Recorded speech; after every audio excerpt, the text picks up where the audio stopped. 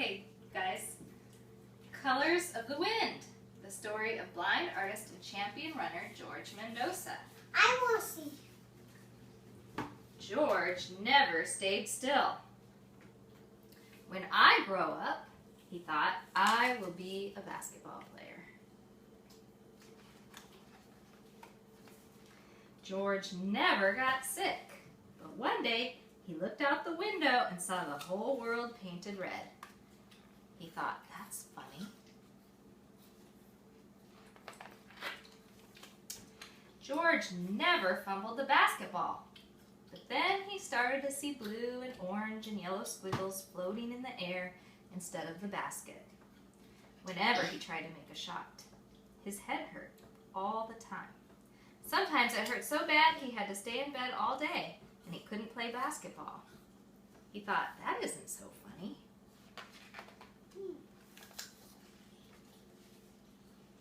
The doctor said, George, you're going blind. Not good. No, that's not good. George didn't lose all his sight, though. Instead, he started seeing flashing lights and brilliant colors, even at night when he dreamed. He tried shooting baskets, but he kept missing. Instead of a basket, he saw an enormous eye floating in the air. Like that. That's crazy. That is crazy, huh? George thought it was crazy, too. George and his mother moved to New Mexico where the sun always shines. The sun helped George's headaches, but he was still clumsy. Whenever he tripped over something that everybody else could see, he yelled at himself. Not good. At a camp for the blind, George and Debbie went for a walk. Debbie had been blind from birth. She had never seen the mountains or a Ferris wheel. When the wind ruffled her hair, she asked, what color is the wind? George looked around at what he saw and answered, the wind is like a rainbow. It has every color in the world. George soon forgot Debbie's question. Nobody else sees the way you do, a priest told him. You should paint what you see. George didn't listen. He thought, I'll never be able to do what everybody else can do. He's so mad. He was kind of mad, wasn't he? That was when George started to run. Running made him so tired, he forgot about being blind. That was one of the reasons he liked to run. George discovered he could run very fast. He could run a mile faster than any other blind person. In fact, he ran so fast he went to the Olympics twice. But no matter how far or how fast he ran, George always saw things that nobody else could see. When he looked at the world, it was like looking into a kaleidoscope. What kaleidoscope? A kaleidoscope is a little round object that you look through, and when you look through, it makes the world into this brilliant pattern of different shapes and colors. It changes the way you perceive the world. We'll have to get you one so you can see what it looks like. George's best friend died in a motorcycle accident. The thought that he might die scared George. He started to wonder, why am I even here? What's my purpose in life? Sitting in a chapel one day, he saw something different than the usual squiggles or brilliant colors floating in the air. He saw himself bathed in light, You ain't all running. done. He was running into the light. Looks like they need more food.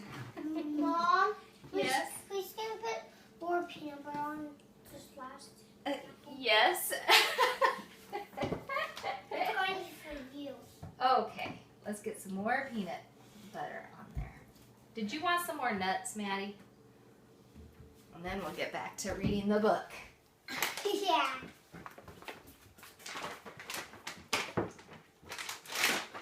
Which we're almost done with.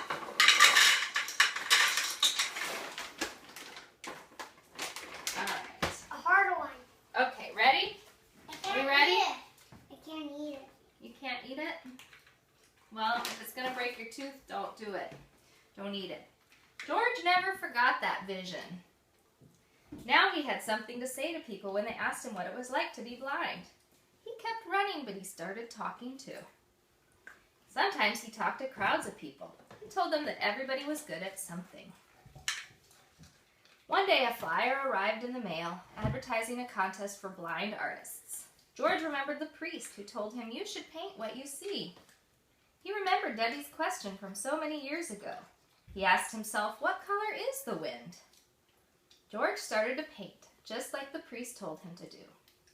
George had recently hiked through a swarm of butterflies.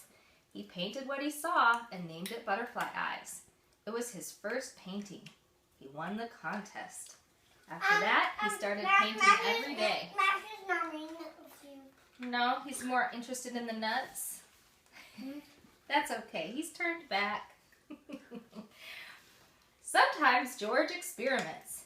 He might place a candle out in the wind or rain so he can see it flicker when the wind blows or raindrops fall. Then he paints all the eerie colors and strange things he sees in the flames. Sometimes George uses paintbrushes, but most days he finger paints using heavy work gloves with gobs and gobs of paint. Do you guys finger paint? Do you finger paint sometimes, Maddie? Me too. You too, Nesta? Yeah. I like finger painting too. Sometimes George visits schools to talk with students. He asks them the same question every time. He asks, what color is the wind? Then he lets them paint. Their paintings always surprise him. What color do you think the wind is? Blue. Blue. What about you, Maddie? What color do you think the wind is? Purple. Purple. Sometimes George still runs, but when he looks at all the paintings stacked in his studio, hung on the walls of his house, or even better, inside a museum, he smiles. He never thought he would be an artist when he grew up. And then there's a picture of George running and painting. This is when he was young and training for the Olympics. And this is him now, painting a painting. Is she a real person? George is a real person. Yep, that's him. And that's Mommy, Who wrote the book? or Jess, as you know me. Uh-huh, yeah. Did you like that book? I did. You did. What about you, Maddie? I didn't. You didn't? Oh, you did it! Oh, A heartbreaker. stab me in the heart, Maddie.